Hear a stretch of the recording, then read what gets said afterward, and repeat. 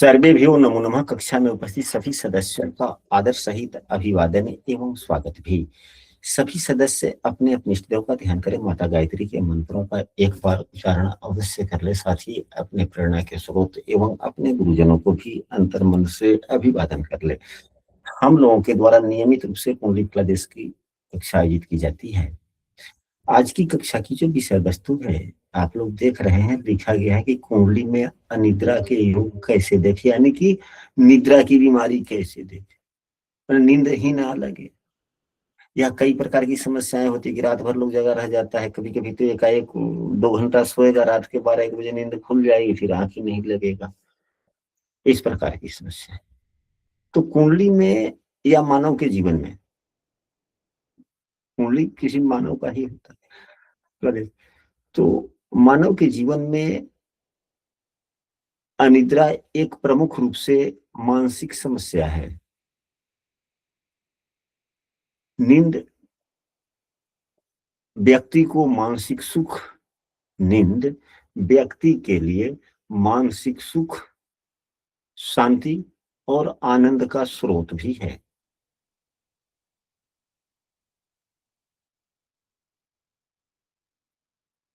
नींद का न आना भी एक बीमारी ही है। हमारे गुरुजनों का कहना है कि जब भी किसी भी प्रकार की बीमारी से संबंधित कोई भी व्यक्ति जब कुंडली लेकर आए तो सबसे पहला उपाय तो उसे बोल ही देना चाहिए कुंडली देखने से पहले। वह उपाय क्या है कि बीमारी कोई भी हो, छोटा हो बड़ा हो, व्यक्ति को डॉक्टर के पास में जाकर डॉक्टर से परामर्श लेना, सुझाव लेना, उनके अनुरूप खान पान, रहन सहन पर अमल करने के लिए प्रेरित अवश्य करना चाहिए। फिर बाद में कुंडली का प्रदेश करें या उस पर अपना विचार विमर्श दें। क्योंकि कुंडली जब हम सभी देखते हैं तो कुंडली के द्वारा ऐसी बात नहीं है कि पूजा पाठ हमारे पूर्व के कर्म या बीमारियों का समन नहीं करते हैं, ऐसी बात नहीं है। सामाजिक मान्यता भी है कि व्रत त्योहार करने से, पूजा पाठ करने से हमारे ग्रह देवता लोग प्रसन्न होते हैं, जिससे हमारे जीवन में समस्याएं कम होती है। यह मान्यता भी है और वास्तविकता भी है। तो यदि हम पूजा पाठ करेंगे तो फल कब मिलेगा, उसमें समय लगेंगे। तो और दवा जो हम खाते हैं, जो वैद्य के द्वारा दिया जाता है, उसका प्रभाव थोड़ा जल्दी हो जाता है। वह यह घंटों में दिख जाता है, इसका प्रभाव मिनटों में दिख जाता है। तो क्या डॉक्टर के लिए इसको सुझाव देने का सलाह देना चाहिए कि नहीं देना चाहिए? डॉक्टर को से के पास में जाने के लिए सुझाव देना चाहिए या नहीं देना चाहिए? सबसे पहले देना चाहिए। देना चाहिए। आज की कक्षा में हम सभी इसी विषय वस्तु पर, कुंडली में अनिद्रा के योग कैसे देखें, इसी विषय वस्तु पर हम लोग अपने ज्ञान एवं अनुभव की चर्चा करेंगे। यदि आपने अभी तक अपने इस चैनल को सब्सक्राइब नहीं किया है तो अवश्य ही कर लेंगे। कक्षा अच्छी लगे तो इसके बारे में अपने मित्रों को भी बताएं। जैसा कि नींद हम सभी के लिए प्रथम दृष्टया मन की स्थिरता का भी प्रतीक है। यदि मन ही स्थिर न हो तो नींद कहां से आएगा? तो मन का प्रतिनिधित्व तो चंद्रमा करते हैं। अतः नींद के प्रमुख सहयोगी कारक ग्रह, हालांकि नींद के कारक भी मान सकते, लेकिन नहीं, नींद के कारक ग्रह शनि देव होते हैं। प्रमुख रूप से मन की शांति होने पर ही नींद लगती है, इसलिए दोनों एक दूसरे के संपूरक हो जाते हैं, चैन के कड़ी की तरह से। तो प्रमुख सहयोगी ग्रह है। तो चंद्रमा प्रभावित न हो, चंद्रमा प्रभावित ना हो, सबसे पहला सूत्र, चंद्रमा प्रभावित न हो, यानी कि पाप प्रभावित ना हो। शुभ प्रभावित है तो अच्छी बात है, पाप प्रभावित होगा तो अनिद्रा वाली बीमारी होने की संभावनाएं बनेंगी ही बनेंगी। अब इस कुंडली में देखिए, इस कुंडली को हम लोग एक दिन में क्लास होगा तो एक दिन नहीं तो 2 दिन क्लास करेंगे इस कुंडली पर, और उपायों पर भी चर्चा करेंगे। यहाँ चंद्रमा प्रथम दृष्टया राहु से दृष्ट है। चंद्रमा एवं राहु का अंशात्मक मान बराबर है। अगर नियम यह भी कहता है कि यदि कोई भी दो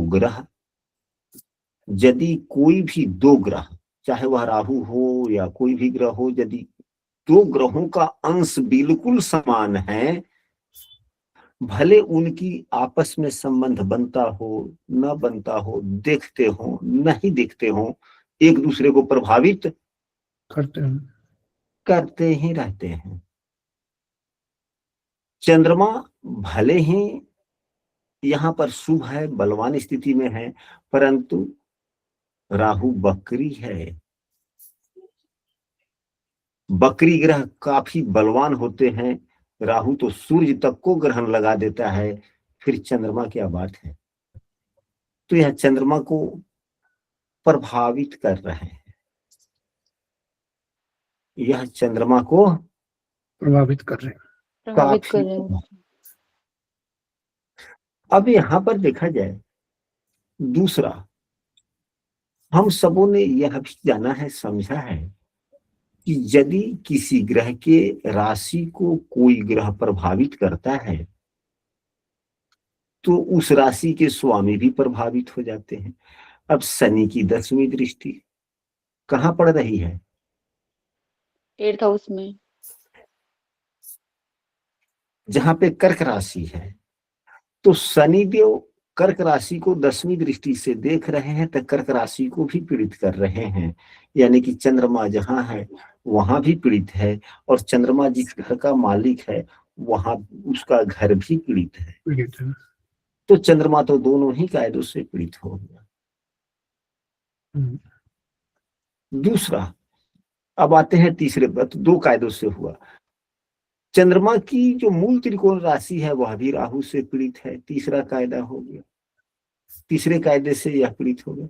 चौथा, आइए, चंद्रमा बुध की राशि में है, बुध चंद्रमा को शत्रु मानता है और तत्कालिक शत्रुता में भी है, अति शत्रु राशि में हो गया चौथा। पांचवा, नवमांश में भी चंद्रमा बुध की राशि में है, यहां भी खराब ही हो गया पांचवा। चंद्रमा पूर्ण दिग्बलहीन है, यानी कि चंद्रमा काफी स्थितियों में खराब है। चंद्रमा काफी स्थिति में खराब है। गुरुजी, चंद्रमा पाप कृति में भी आ रहा है चंद्रमा। हाँ, एक तरफ मंगल, हाँ, एक तरफ सूर्य दृष्टि दे रहा है। अच्छा, तो सूर्यदेव यहाँ पर सुफल प्रदाता है, नवम भाव के स्वामी हैं। तो नवम भाव के स्वामी यदि पापग्रह होते हैं चाहे शुभग्रह होते हैं, सुफल ही देते हैं। सूर्यदेव की एक ही राशि है, हालांकि ये क्रूर ग्रह हैं, ठीक है, आपका भी कहना कहीं हद तक ठीक ही है। तो एक और गुण बढ़ा लीजिए, 7 प्रकार से चंद्रमा खराब हो गए कि नहीं हो गए? लेकिन गुरुदेव इसमें जो है क्या कहते हैं, गुरु की दृष्टि भी तो आ रही है, 9वीं दृष्टि नवम भाव पर। हाँ, तो नवम भाव पर आ रही है, इसलिए कैसे हो जाएगा गुरुजी? हाँ, तो इसलिए यह पाप कर्तरी न हुआ, ठीक है। गुरु अपनी मित्र दृष्टि से देख रहे हैं, सूर्य अपने स्वराशि की दृष्टि से देख रहा है, सूर्य सात्विक ग्रह है, नवम भाव के स्वामी है, तो क्रूरता तो समाप्त नहीं हुई लेकिन शुभता थोड़ा बढ़ गया, इसलिए ठीक है। अगर कोई कह रहा है तो उसकी बातों में भी सत्यता है, क्योंकि ये नवम भाव के स्वामी होने से इनकी क्रूरता समाप्त नहीं हुई, शुभता बढ़ी है, क्रूरता तो ज्यों का त्यों हुई। जी जी जी। तो एक तरफ क्रूर ग्रह की दृष्टि और एक तरफ इनकी दृष्टि। अब सूर्य की दृष्टि ज्यादा प्रभावी है, गुरु की दृष्टि कम प्रभावी है, क्योंकि गुरु का अंशात्मक मान 13 है और सूर्य का अंशात्मक मान 7 है, जो लग्न के बराबर ही है, और यह लग्न से थोड़ा 5 अंश दूरी पर है। तो हालांकि यह भी दृष्टियां प्रभावी है, 5 अंश की दूरी कोई खास ज्यादा दूरी नहीं होती है, लेकिन जो करीब में है उसका तो वजन थोड़ा ज्यादा हो जाएगा ना। जी जी गुरु जी। इसलिए तो सूर्य थोड़ा ज्यादा प्रभावी है यहाँ के लिए, गुरु कम, लेकिन दोनों आपस में मित्र हैं, माना जा सकता नहीं माना जा, छोड़ जाने दीजिए। तो कम से कम 6 या 7 अगर कर्तरी को ले लिया जाए तो 7 कायदे से चंद्रमा खराब हो गया जी। अतः हम ऐसे कह सकते हैं कि चंद्रमा यहाँ पर पूर्ण पीड़ित दिख रहे हैं, तो चंद्रमा जितना खराब होगा उतना नींद में कमी आने की संभावनाएं बनती है। चंद्रमा जितना ही शुभ होगा, जितना ही बलवान होगा, मतलब चंद्रमा कम पीड़ित होगा, न के बराबर पीड़ित होगा। जिस व्यक्ति का चंद्रमा जितना अच्छा उतना अच्छा नहीं। चलिए, हाँ छवि जी बोला जाए। गुरुजी, एक प्रश्न ये है कि सोना तो लग्नेश को है एक्चुअली, तो क्या लग्नेश की स्थिति को भी हमें समझना चाहिए कि लग्नेश ठीक है, ठीक है, ठीक है, ठीक हाँ जी, हाँ जी, है, ठीक है, ठीक है, ठीक है।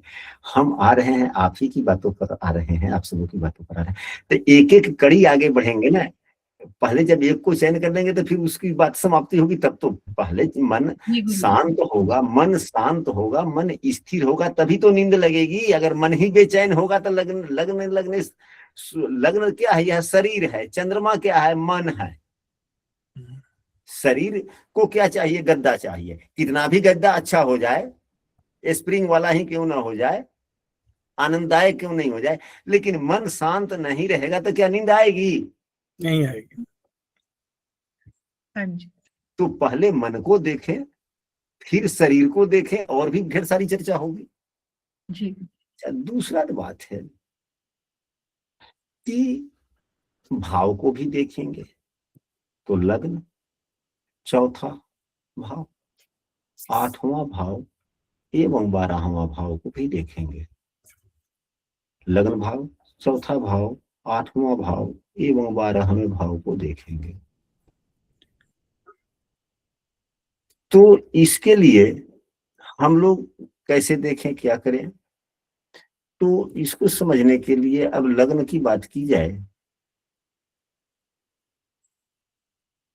सोना लग्न को है, कुछ भी अच्छा या बुरा होता है उसका एहसास लग्न को होता है, तो क्या लग्न ठीक है? तो शनि देव जो होते हैं, यह मुख्य रूप से शनि देव की जो दृष्टि यहाँ पर हम लोगों ने लिया था, वहीं पे चर्चा हो जानी चाहिए थी कि शनि देव नवमांस कुंडली में नीच के हैं। नवमांस कुंडली में नीच के हैं, तो वास्तविक रूप से तब शनि देव नीच के, शनि की दृष्टि यहाँ पर हो गई तो और यहाँ खराब हो गया। चलिए, अब इसके बाद में लग्न पर शनि की दृष्टि है, लग्न पर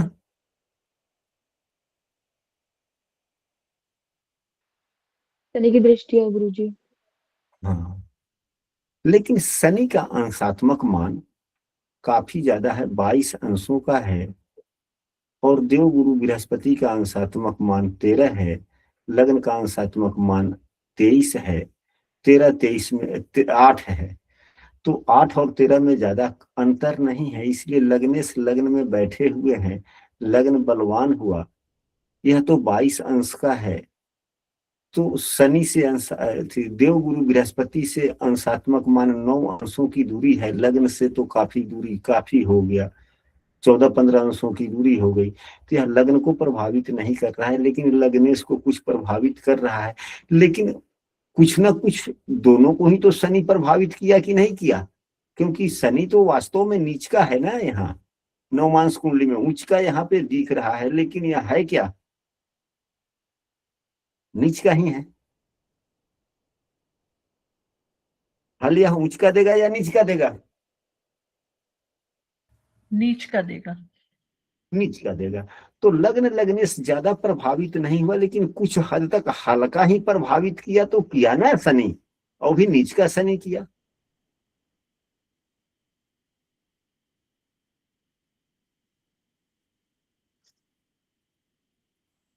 तो लग्न हल्का खराब, हम कह सकते हैं पूरा खराब नहीं। नहीं। गुरुजी, क्या हम लगन को कर्तरी में मानेंगे?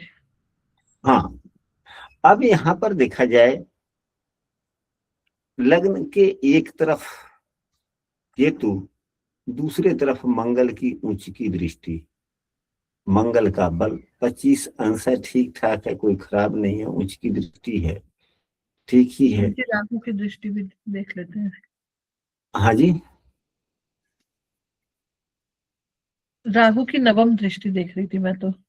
हाँ, और राहु की भी। दूसरा, यहाँ जो शुक्रदेव बैठे हुए हैं, प्रथम दृष्टिया तो यह शुभग्रह है, परंतु फल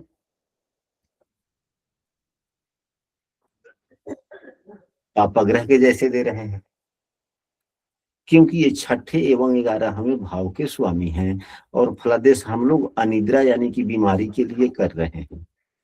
तो ये तो षष्ठेश और एकादशेश और अधिक बीमारी ही देते हैं ना,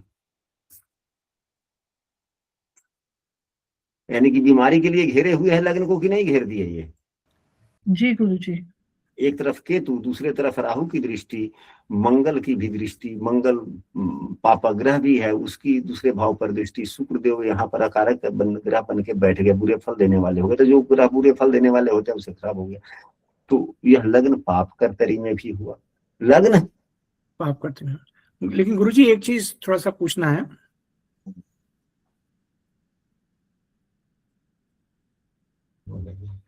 बोलिए। गुरुजी लेकिन शुक्र जो है D9 में उचके हो रहे हैं, तो उसका फल नहीं आएगा कुछ? नहीं, अब शुक्रदेव उच्च के लिए हो रहे हैं तो यह अच्छी बात है, यह नवमांश कुंडली में स्वभाव इनका उच्च का हो गया, तो यह यदि फलित के लिए फलादेश किया जाए, यदि फलित के लिए फलादेश किया जाए, समृद्धि के लिए किया जाए, तो यह अच्छे फल देंगे। अच्छा, बीमारी वाले फलादेश में यदि ग्रह नवमांश में खराब हो रहा है तो बीमारी में और खराब ज्यादा फल दे देगा। अच्छा, लेकिन अगर नवमांश में वहां पर अगर वह खराब हो रहा है और यहाँ पर यह ठीक हो रहा है, लेकिन उतना वो फर्क नहीं पड़ता, क्योंकि बीमार तो बीमार ही है, वो इन्फेक्शन तो उसे लग ही गया ना। जी जी जी जी, बिल्कुल ठीक ठीक। और बीमारी हल्के से समस्याओं से बड़ी बीमारी हो जाती है ना, क्योंकि शुरू में तो व्यक्ति लापरवाही कर देता है, बाद में समस्या हो जाती है। जी जी। तो अब देखें, तो यहाँ पर एक प्रकार से लग्न खराब हो गया। लग्न लग्न खराब हुआ कि नहीं हुआ? जी हो गया। जी गुरुजी। लग्न लग्न कम खराब हुआ, लगने से ज्यादा हो गया खराब, क्योंकि शनि की दृष्टि यहाँ पर। अब आते हैं चौथा भाव। गुरुजी चौथा भाव इसमें क्या हम, है? हाँ, सॉरी बोलिए। गुरुजी, इसमें हम नक्षत्र को भी लेंगे, गुरु केतु के नक्षत्र में है तो नहीं हाँ, लेंगे? ले सकते हैं। तो चलिए ना, पहले केवल हम लोग साधारणतया पहले फलादेश करते चले, यदि आवश्यकता होगी तो। हमने तो कहा है कि कल भी हम लोग इसी कुंडली पर, इसी बीमारी पर चर्चा करेंगे, परसों भी कर लेंगे। जब बीमारी वाली बात आ गई तो इस पर पूर्ण रूप से हम लोग सीखेंगे, क्योंकि हमने कल भी समूह में लिखा था कि यदि किसी सदस्य को अगर किसी विषय वस्तु पर संशय हो तो लिखे, तो किसी ने नहीं लिखा। फिर सुबह हमने रिपीट अगेन लिखा, तो फिर एक व्यक्ति ने लिख दिया सबसे पहले कि निद्रा पर, तो हमने लिख दिया कि ठीक है, जिस विषय वस्तु पर क्लास होगी, क्योंकि हमारे कहने पर किसी ने लिख दिया तो लिख दिया पहला बार, उसकी तो खैर इच्छा पूरा होना ही चाहिए।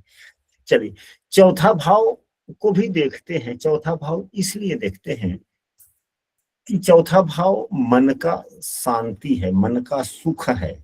चौथा भाव मन का है और चौथा भाव सुख का भी है। जब मन सुखी होता है तो व्यक्ति को नींद पड़ती है। अगर मन ही कलुषित हो या मन में दुख हो तो व्यक्ति को नींद नहीं पड़ती। इसलिए चौथे भाव को भी देखना जरूरी है कि किस कारण से नींद नहीं आ रहा। तो चौथे भाव पर केतु की दृष्टि है, चौथे भाव के स्वामी पर शनि की दृष्टि,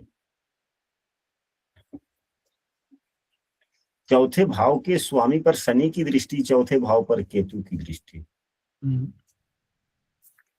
चौथे भाव को पाप कर्तरी भी हम कह सकते हैं। एक तरफ सूर्य, दूसरे तरफ मंगल की दृष्टि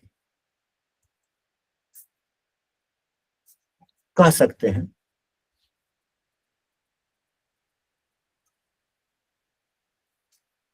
शनिदेव से जो पीड़ित हो गए, शनिदेव नवमांश में भी नीच के हैं, तो यूं प्रकार से समझा जाए कि चौथे भाव के स्वामी नीच के शनि से पीड़ित हैं। चौथे भाव के स्वामी नीच से नहीं, चौथे भाव पर किसी भी शुभ बलवान ग्रह का कोई दृष्टि नहीं है, यानी कि पीड़ित तो होने के लिए हो रहा है, लेकिन इस पीड़ित अवस्था में इसको बल देने वाला कोई नहीं। चंद्रमा देख रहा है, बलवान चंद्रमा देख रहा है, लेकिन स्वयं पहले से ही दिग्बलहीन भी है, और कई प्रकार से 6-7 कायदों से हम लोगों ने चर्चा किया कि चंद्रमा पीड़ित है।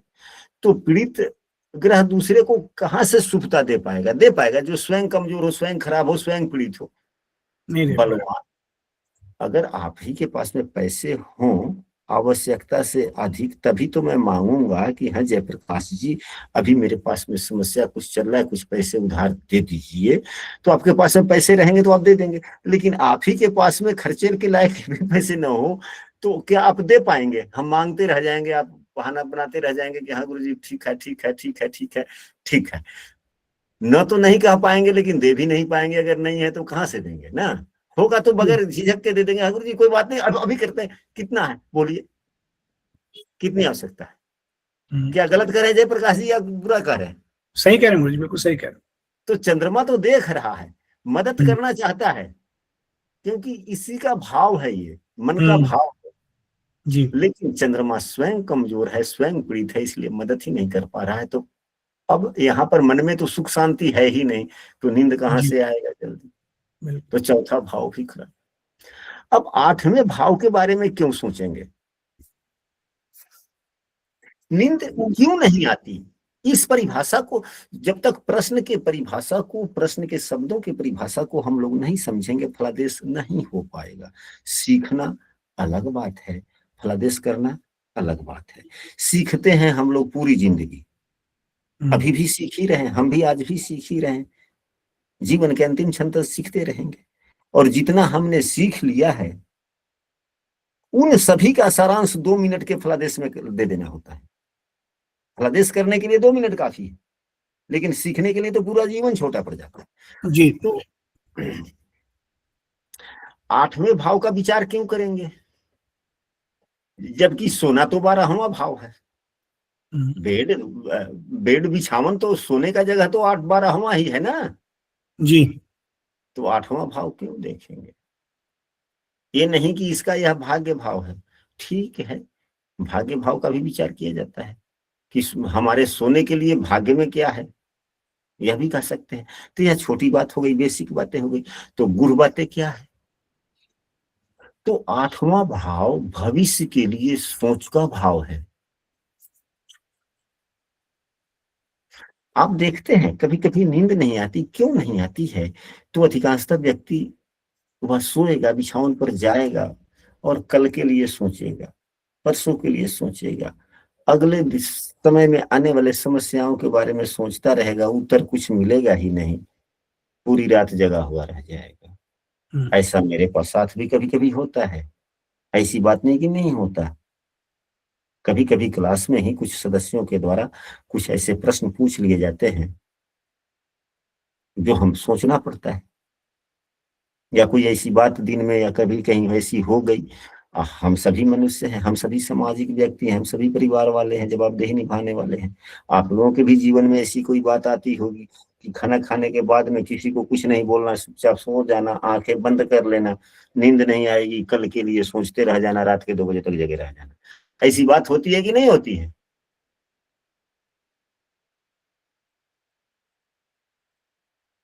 तो कॉमनली ऐसे हो जाती। तो हम यह जो भविष्य के लिए सोचना है वह किस भाव से विचार किया जाएगा? 8th हाउस से। 8th हाउस से भविष्य का सोच का भाव यही है। तो यदि 8वां भाव पीड़ित होगा तो क्या हम भविष्य के लिए अच्छे से सोचकर निर्णय ले पाएंगे? जब निर्णय पर पहुंच जाएंगे तभी तो बेफिक्र होकर सोएंगे ना। और गुरुजी यहाँ पे 8वें भाव का स्वामी बहुत ज्यादा पीड़ित है। छोड़िए ना, पहले तो अब 8वें भाव के स्वामी पर हम लोग चलेंगे। 8वें भाव का स्वामी चंद्रमा पर तो हम लोग ने विचार कर ही लिया है, मतलब हम लोग बिंदु पर है। कहने का मतलब जब 8वां भाव पीड़ित होगा तो हम लोग भविष्य के बारे में सही ढंग से सोचकर निर्णय नहीं कर पाएंगे, इसलिए नींद से ही नहीं सोएंगे। अगर 8वां भाव शुभ होगा तो हम अपने भविष्य के प्रति सही ढंग से सोचकर निर्णय पर पहुंच जाएंगे और बेफिक्र होकर सो जाएंगे कि चलो देखो ऐसे से ऐसे कर लेंगे, अब क्या चद्दर तान के सोते हैं। लेकिन चौथा भाव पीड़ित होने के कारण, आठवां भाव यदि पीड़ित हो तो फिर नींद कहाँ से आएगा, नींद कमी होगी। अब चौथे भाव पर देखिए शनि की दृष्टि, चौथे भाव का स्वामी पीड़ित, चौथे भाव पर खष्टेश की दृष्टि, भावत भावम के अनुसार से चौथे से चौथा, छठे से छठा, छठे भाव और छठे से छठे भाव के स्वामी शुक्रदेव जो बीमारी प्रदाता ग्रह बन रहे हैं उनकी दृष्टि आठवें भाव पर, यानी कि बीमारी को और लंबा कर दो, बीमारी की शुरुआत भी करो और उसे लंबा भी लेकर चले जाओ।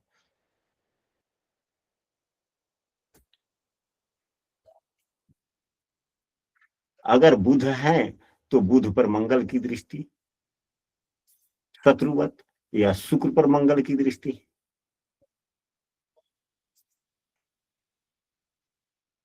मंगल भी तो पाप ग्रह है नैसर्गिक। गुरु जी बुध को केंद्राधिपति दोष भी है। हाँ वो भी है। चलिए वो भी, यानी कि अष्टम भाव पीड़ित हो गया कि नहीं हो गया जी। आठवें भाव पर केतु की भी दृष्टि है। हम्म। केतु चंद्रमा को शत्रु ही मानता है, अष्टम भाव भी पीड़ित हो गया। यानी कि अष्टम भाव पर प्रथम दृष्टिया शुभग्रह शुक्र बुध की दृष्टि है, परंतु यह बीमारी के लिए फलादेश है, अनिद्रा बीमारी में आता है तो बीमारी वाले ग्रह की दृष्टि है, वही शत्रुवत है। शुक्र चंद्रमा को शत्रु ही मानता है, तो अष्टम भाव पीड़ित हो गया। जो बीमारी होने की संभावनाएं, यानी कि नींद वाली, अब यहाँ से नींद न लगने का भी कारण आठवें भाव से देखा जा सकता है कि यह भी बीमारी हो सकती है, तो यह भी खराब हो, तो इसको लंबा ले। अब आते हैं 12वें भाव पर। 12वां भाव क्या है, तो 12वां भाव शय्या सुख है। जब हम या बिछावन का सुख है, जब हम बिछावन पर जाते हैं तभी तो नींद के आगोश में जाते हैं। तो 12वां भाव शय्या सुख या निद्रा का भाव कहा जाता है। अब इस भाव को देखा जाए, भाव का स्वामी अपने भाव से 12 में बैठा हुआ है और अपने शत्रु के साथ में युक्त है। केतु देव यहाँ बैठे हुए हैं और उच्चके हैं, और ये बकरी भी हैं, तो उच्चके बकरी ग्रह नीचे ऐसे फल देते हैं, यह भी खराब। शनि जो अपने शत्रु के साथ में भी हैं और नीच राशि में भी हैं, शनि चिंता एवं अवसाद भी देते हैं। तो यह किसको दे दिए, मंगल को दिए। मंगल अपने भाव से 12 में भी है। एवं प्रकार से यह 12वां भाव शनि के द्वारा पाप कर तरी में भी है। इस भाव पर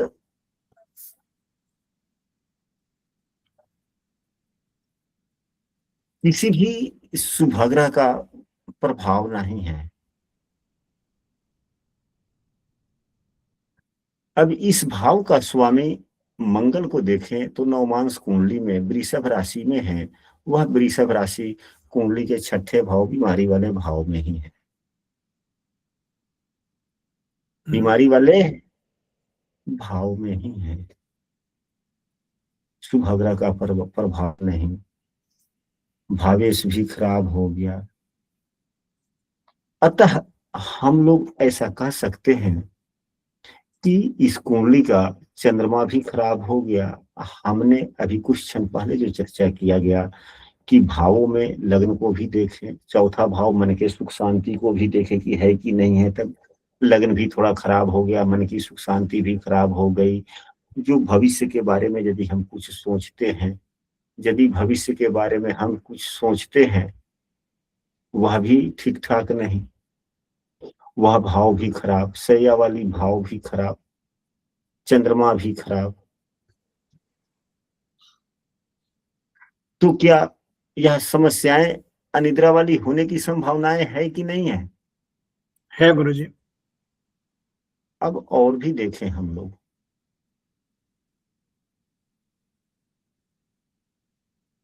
और बातों में नींद शनि को प्रमुख रूप से नींद का कारक ग्रह कहा गया है। आप देखेंगे, आप सभी अपने अपने कुंडली में देखें कि किसका शनि शुभ स्थिति में शुभ ग्रह से दृष्ट है।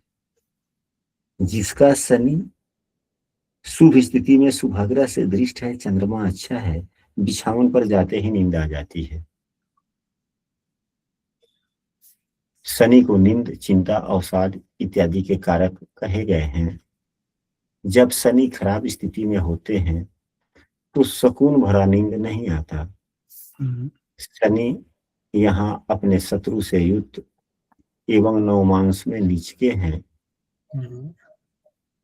अतः यह चिंता और अवसाद देने का काम करेंगे ही करेंगे, सुकून से सोने तो देंगे ही नहीं।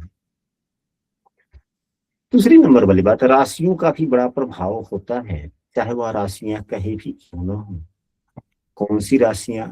तो 4, 8 एवं 12 ये जलीय तत्व की राशि है। जल तत्व की राशि हमें शांति एवं गंभीरता प्रदान करते हैं, जिससे हम सुकून पूर्वक हमारा जीवन व्यतीत होता है। यहाँ पर तीनों ही जलीय तत्व राशियां पीड़ित हैं।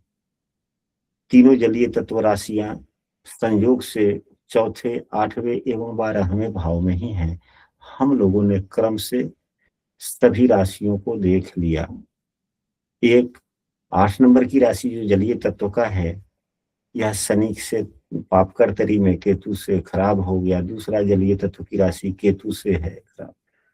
इस राशि का स्वामी, जैसे कि 12 नंबर राशि का स्वामी गुरु भी शनि से पीड़ित है। राशि एवं राशि का स्वामी दोनों पीड़ित हो गया। अब वृश्चिक राशि जो है, वृश्चिक राशि के स्वामी शनि से पीड़ित हो गए, वृश्चिक राशि केतु से पीड़ित हो गया। जलीय तत्व की राशि की बात करें तो यह कर्क राशि शनि से पीड़ित हो गया एवं चंद्र इसके स्वामी राहु से पीड़ित हो गए। यानी कि सभी जलीय राशियां एवं जलीय राशियों के स्वामी किसी न किसी प्रकार से पीड़ित हो ही गए या पाप कर्तरी में हो गए। अतः वह ठीक नहीं होता। यानी कि जलीय तत्व की राशि वाले जो जलीय तत्व की जो राशि है, वह यदि पीड़ित होते हैं तो भी अनिद्रा की बीमारी होती है।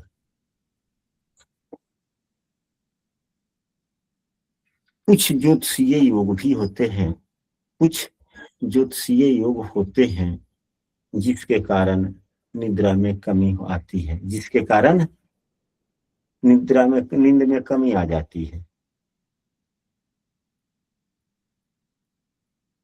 यदि कुंडली में राहु चंद्रमा की युति होती है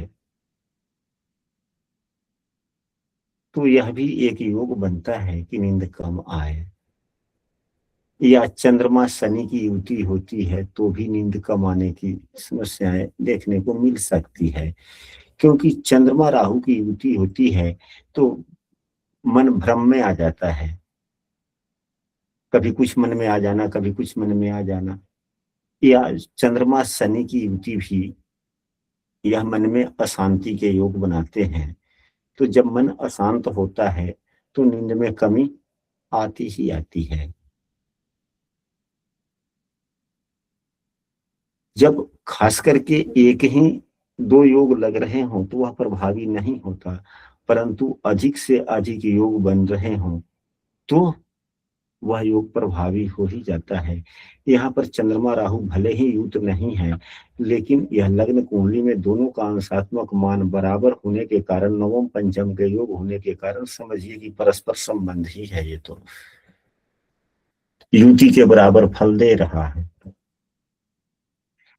नींद के कारक ग्रह प्रमुख रूप से शनि है, जो नवमांश में नीच के हैं, खराब हो गए।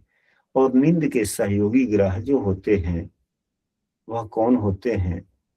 तो चंद्रमा भी होते हैं, बुध भी होते हैं, शुक्र भी होते हैं। तीनों ही ग्रह सहयोगी हो जाते हैं। चंद्रमा काफी पीड़ित पहले से है, हम लोगों ने देखा, शुक्र एवं बुध की बात की जाए तो शुक्र क्या देते हैं, शनि क्या देते हैं, बोले शुक्र क्या करते हैं और बुध क्या करते हैं। तो बुध के पीड़ित होने से चिंता होती है। बुध जब पीड़ित होता है तो चिंता होती है। तो बुध भी पीड़ित हो गया किससे, तो मंगल से। द्वादशेश है, फलादेश द्वादश भाव 12वें भाव का हो रहा है, इसलिए मंगल को पंचमेश ना माने। जब यहाँ बुद्धि बात की बात आती तो पंचमेश भी होते, पंचमेश के रूप में हम लोग इन्हें देखते, लेकिन ये तो 12वें भाव के स्वामी ही हैं, जो अपने भाव के फलों को अपने स्वयं नुकसान करने वाले हैं, तो इसलिए यह चिंता देने का काम करते हैं। शुक्र को इसलिए देखते हैं कि शुक्र क्या है, 12वें भाव का शयन का कारक है। 12वें भाव में नींद के सुख के लिए कारक शुक्रदेव होते हैं, और भी आनंद के सुख के लिए भी शुक्रदेव होते हैं कारक। तो शुक्रदेव मंगल से पीड़ित है ही, राहु से भी पीड़ित है, मंगल से कम राहु से ज्यादा, यानी कि दो पापाग्रह से पीड़ित हो गए। शुक्र एक तरफ सूर्य, दूसरी तरफ शनि की दृष्टि यहां पड़ी, पाप कर्तरी में भी, तो यहां तो सभी खराब हो रहे हैं।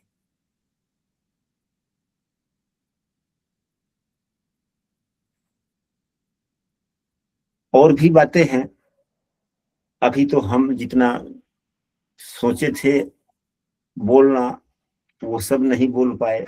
जो हमने सोचा था, कि जो हमने नहीं सोचा था वह हम बोल दिए। तो अभी जितना हमने बोला संभवतः इससे अधिक अभी बातें बाकी रह गया। तो यदि आप लोगों की सहमति हो तो आगे की बात अगली कक्षा में की जाती तो अच्छा रहता, क्योंकि बातें अभी आधे पौन घंटा चलेगी, फिर लंबा हो जाएगा। तो 2 क्लास हो जाए। जी गुरुदेव जी गुरुदेव जी। जी गुरुदेव। यदि कक्षा अच्छी लगी हो तो वीडियो को अपने मित्रों को जरूर शेयर करें आप लोग। जी गुरु जी।